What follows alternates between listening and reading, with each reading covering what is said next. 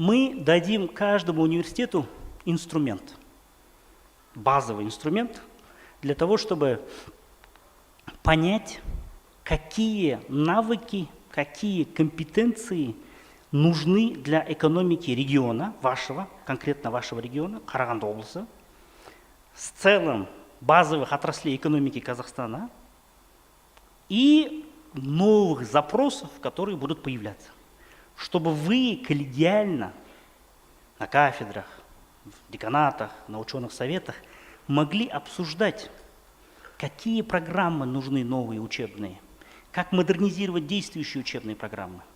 Вот тот инструмент, который я выстраивал много лет, атлас наш, сейчас он завершен только по 9 приоритетным отраслям. Со следующего года начнутся остальные приоритетные отрасли, мы их закончим через год-два. Но мы запустили совершенно другой сейчас инструмент. Я покажу его на примере Павлодарской области. Мы целый год его пилотировали там.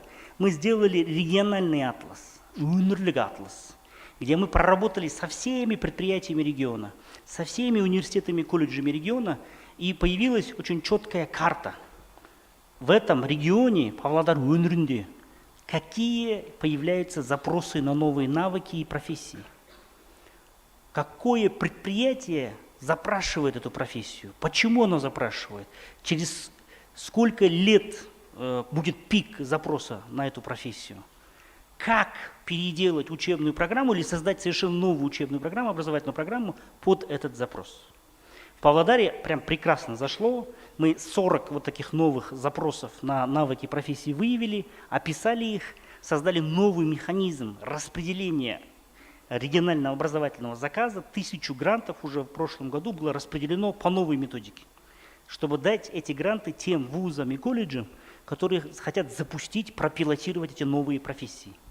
Қазір міне 100-ден астам мамандықтар бар сіздің университетіңізде, Букетов университетінде. Кейбір мамандықтарға обалда 100 адам тапсырады, журналистикаға 110 балмен қабылданбай кетеді, а басқа мамандықтар тапсыра алмайды.